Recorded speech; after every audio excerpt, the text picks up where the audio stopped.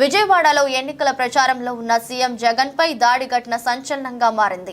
ఈ ఘటనపై సీఎం జగన్ సోదరి ఏపీ కాంగ్రెస్ అధ్యక్షురాలు వైఎస్ షర్మిలారెడ్డి స్పందించారు.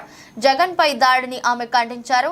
జగన్ పై దాడి దురదృష్టకరమన్నారు. ప్రజాస్వామ్యంలో హింసకు తావు లేదన్నారు. ఈ రోజు ఎన్నికల ప్రచారంలో భాగంగా సీఎం జగన్ పై దాడి జరిగి ఎడమ కంటి పైన గాయం కావటం బాధాకరం, దురదృష్టకరం.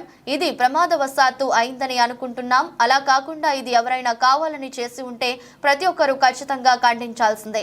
ప్రజాస్వామ్యంలో హింసకు తావులేదు. హింసను ప్రతి ప్రజాస్వామికవాది ఖండించాల్సిందే. జగన్ త్వరగా కోలుకోవాలని దేవుణ్ణి ప్రార్థిస్తున్నారు.